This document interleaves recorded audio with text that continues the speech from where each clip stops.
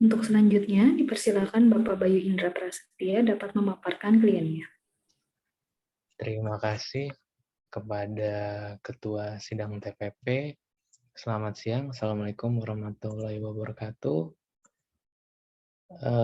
Pada yang terhormat Kepala Bapas Kelas 1 Bandung, yang terhormat Ketua dan Sekretaris Sidang TPP Bapas Kelas 1 Bandung, juga Bapak Ibu sekalian anggota Sidang TPP. Hari ini saya menyidangkan satu orang klien untuk rencana program integrasi pembebasan bersyarat. Saya akan memaparkan nama klien saya yaitu IP bin DM, perkaranya narkotika pasal 111 Undang-Undang RI nomor 35 tahun 2009 untuk program reintegrasi pembebasan bersyarat atau PIB. Selanjutnya, rumusan masalah dalam penelitian kemasyarakatan. Yang pertama, apakah perubahan sikap dan risiko pengulangan tindak pidana klien pemasyarakatan dapat mendukung pelaksanaan program pembebasan bersyarat? Apakah hasil pelaksanaan program pembinaan kepribadian dan pembinaan kemandirian di dalam lapas rutan dapat mendukung pelaksanaan program pembebasan bersyarat? Yang ketiga, apakah keluarga, lingkungan masyarakat, dan aparat pemerintah setempat mendukung pelaksanaan program pembebasan bersyarat? Selanjutnya, identitas klien yang tadi saya paparkan. Nama lengkapnya IP bin DM, nomor register B1958-2019 NR, untuk nomor putusan pengadilan 379 pidana khusus 2019 Pengadilan Bandung, tanggal putusan pengadilan 18 Juni 2019, untuk lama pidana 5 tahun ditambah denda 800 juta subsidiar 2 bulan penjara dengan ekspirasi 23 Oktober 2023. Untuk tempat tanggal lahir Bandung 31 Juli tahun 1977, jenis kelamin laki-laki, agama Islam, suku Sunda, bangsa Indonesia, warga negara Indonesia, pendidikan terakhir SMA, untuk pekerjaan terakhir supplier kopi, status perkawinan sudah menikah, kawin, alamat Jalan Nagro, Kelurahan Pasir Jati, Kecamatan Ujung Berung, Kota Bandung. Ciri-ciri khusus tidak ada, asal permintaan UPT dari Rumah Tahanan Negara kelas 1 Bandung. Di sini saya akan memaparkan identitas orang tua, istri sebagai penjamin, untuk nama ayahnya DM, nama ibu AR, dan nama istri DH yang merangkap sebagai penjamin. Alamat orang tua dan istri, Jalan Nagrog, Kelurahan Pasir Jati, Kecamatan Ujung Berung, Kota Bandung. Untuk susunan keluarga klien dan juga penjamin, karena suami istri, di sini dicantumkan 5 anak, yaitu ada AH, MF, DF, AS, dan MN. Anak pertama dan anak kedua dengan umur 10 dan 9 tahun sudah sekolah di tingkat sekolah dasar. Untuk ketiga anak lainnya, anak ketiga, 4, dan kelima masih belum bersekolah. Riwayat hidup dan perkembangan klien lahir dengan bantuan bidan dalam proses persalinan normal di bidan. Untuk perkembangan fisik, klien dapat tumbuh dengan sehat sesuai dengan tahapan perkembangan dengan tinggi 173 cm dan berat badan sekiranya 69 kg. Ketika diwawancarai, klien mengakui tidak pernah mendapatkan perawatan di klinik atau menderita penyakit yang mengakibatkan klien dirawat di rumah sakit. Sejak kecil, klien dibesarkan dengan kasih sayang oleh kedua orang tuanya. Klien mengakui lebih dekat dengan ibu kandung dibandingkan ayah kandung karena ayah kandung masih sibuk bekerja.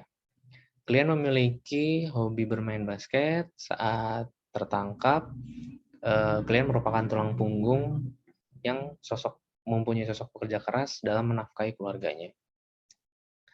Klien sebelumnya belum pernah melakukan pelanggaran hukum, artinya ini tindak pidana yang pertama, bukan seorang residivis.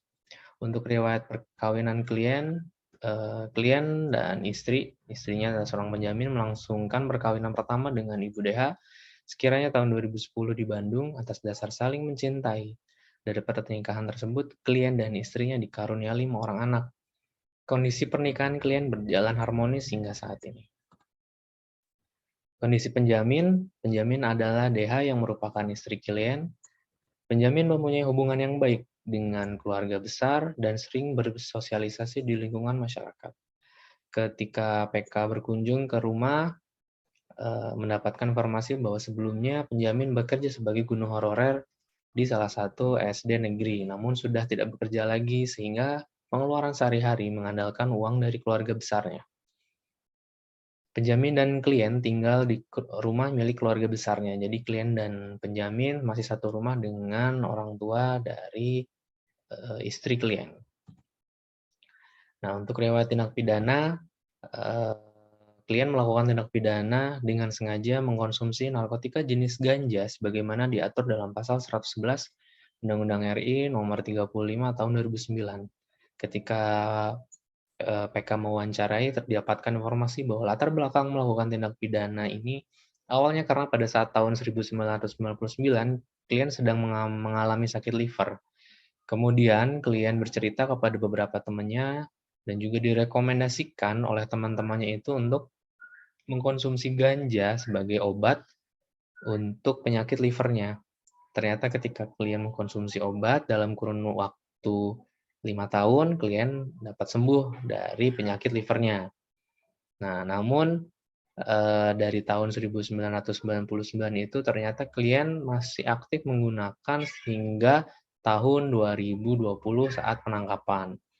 Karena warga yang sedikit curiga dengan aktivitas klien yang saat itu menyeduh ganja, jadi cara mengkonsumsinya itu seperti teh dikonsumsi, diseduh dengan air panas, kemudian dikonsumsi, yang klien percaya itu dapat menyembuhkan. Nah, kemudian salah satu masyarakat akhirnya melaporkan kecurigaannya kepada anggota kepolisian daerah Jawa Barat, dan akhirnya klien ditangkap oleh anggota kepolisian setelah pulang dari masjid. Kemudian ketika klien ditangkap menjalani persidangan di Pengadilan Kota Bandung, kemudian klien divonis hukuman pidana selama 5 tahun ditambah denda 800 juta dengan subsidiar 2 bulan pidana penjara. Saat ini klien merupakan pelaku sekaligus korban dari konsumsi narkotika jenis ganja ini. Dari hasil wawancara, ketika PK mendatangi pihak keluarga, pihak masyarakat, tetangga, maupun aparat pemerintah setempat, didapatkan beberapa data. Yang pertama, klien sendiri mengakui kesalahannya, sangat menyesal, dan segera ingin berkumpul kembali dengan keluarga. Kemudian dari pihak keluarga sebenarnya sedih atas kejadian ini karena pihak keluarga sama sekali tidak mengetahui klien ini mengkonsumsi narkotika jenis ganja. Kemudian pihak keluarga semua mendukung program rencana pembebasan bersyarat dan sanggup untuk membantu mengawasi klien ketika nanti sudah bebas. Klien adalah korban dan juga pelaku atas tindak pidana ini. Dari tanggapan masyarakat sekitar prihatin atas kejadian ini dan juga merasa takut akan peredaran narkotika di wilayah lingkungan sekitar. Dari pihak aparat pemerintah setempat kaget yang pertama dan juga prihatin, namun ketika sudah dijelaskan oleh pihak petugas PK, mereka pun sanggup untuk membantu, ikut serta membantu mengawasi klien ketika nanti klien sudah bebas. Untuk evaluasi perkembangan pembinaan klien dari segi pentahapan, 1/3-nya itu 18 Januari tahun 2020, setengahnya itu 20 April 2021, 2/3-nya itu 19 Maret 2022, untuk ekspirasinya 23 Oktober tahun 2023. Dari hasil evaluasi pembinaan di lapas, petugas PK mendapat informasi data primer dari wali pemasyarakatan bahwa klien ini mengikuti kegiatan mengaji di masjid yang diadakan setiap harinya. Kemudian untuk pembinaan kemandirian, klien sendiri mengikuti kegiatan sebagai Korve Bimker. Ke relasi sosial, klien ini akur dengan WBP lain, mau dengan WBP yang satu kamar maupun di luar kamar. Klien memiliki hubungan baik dengan petugas dan taat aturan sehingga klien sama sekali tidak pernah masuk register F. Klien mengakui jarang dijenguk oleh pihak keluarga maupun tetangga sekitar rumah. Ditambah saat ini sedang pandemi, maka klien juga tidak berharap banyak ketika keluarga dapat berkunjung atau tidak. Dari hasil asesmen yang dilakukan, terdapat 4 hasil. Yang pertama, asesmen RRI bagian A menunjukkan skor 2 yang artinya rendah. Dilanjutkan ke asesmen RRI bagian B dengan hasil 0. 0 ini tidak ada yang diceklis sama sekali. Dikarenakan yang bersangkutan ini klien adalah perkaranya narkotika, maka dilanjutkan ke asesmen RRI bagian D.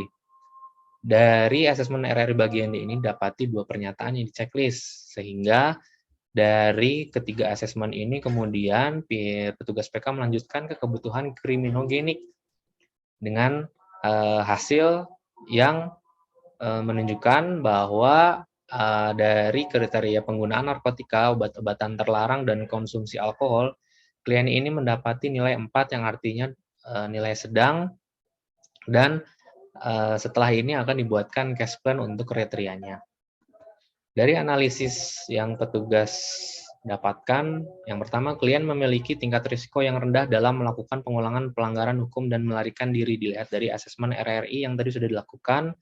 Kemudian nomor 2 menunjukkan perubahan yang positif dilihat dari evaluasi kegiatan pembinaan di dalam lapas, seperti tadi klien sudah mengikuti pembinaan kemandirian maupun pembinaan kepribadian. Hasil evaluasi menunjukkan bahwa klien menerima pembinaan yang sesuai untuk diri klien. Jadi klien ini sesuai dengan pasal 83 huruf B Permenkumham nomor 3 tahun 2018 tentang pemberian tata cara pemberian reintegrasi, menerima manfaat dan dukungan dari program pembinaan di dalam lapas. Yang keempat, mendapat dukungan dari keluarga, masyarakat sekitar, dan aparat pemerintah setempat, sesuai dengan pasal 83 huruf H Permenkumham nomor 3 tahun 2018. Kesimpulan yang didapat, yang pertama, perubahan sikap yang sudah sesuai dengan tata tertib yang berlaku dan risiko pengulangan tindak pidana yang rendah dapat mendukung pelaksanaan program pembebasan bersyarat. Yang kedua, perilaku klien yang sudah mengikuti pembinaan kepribadian dan kemandirian sesuai dengan potensi yang akan dikembangkan nantinya dapat mendukung juga pelaksanaan program pembebasan bersyarat.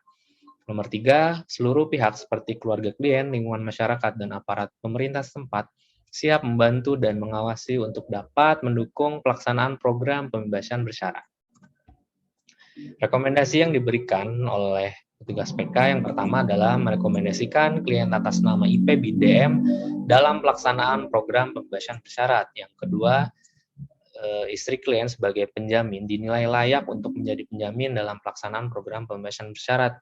Nomor 3, selama menunggu program pembebasan bersyarat agar ditingkatkan pengawasan dan pembinaan klien sesuai dengan case plan yang sudah disusun oleh petugas PK.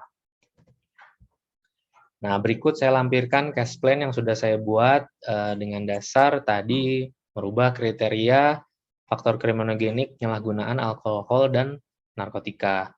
Tujuan dari pembuatan case plan ini adalah agar klien dapat menghindari pergaulan yang menyebabkan klien kembali ke lingkungan sebelumnya dan dapat berhenti dari ketergantungan narkotika jenis ganja. Bagaimana strategi intervensinya? Petugas PK mengalihkan waktu luang yang ada untuk kegiatan yang lebih bermanfaat dan mengisi waktu luang klien selama program pembebasan bersyarat, yaitu di dalam lapas maupun ketika nanti sudah bebas. Nah, waktu yang disarankan oleh petugas PK adalah selama program pembebasan bersyarat juga nanti ketika memang masih menunggu program pembebasan bersyarat disetujui oleh pihak Direktorat Jenderal Pemasyarakatan. Baik, sekian pemaparan untuk klien saya. Untuk selanjutnya, barangkali dari Bapak Ibu sekalian ada masukan ataupun sanggahan. Terima kasih. Wassalamualaikum warahmatullahi wabarakatuh.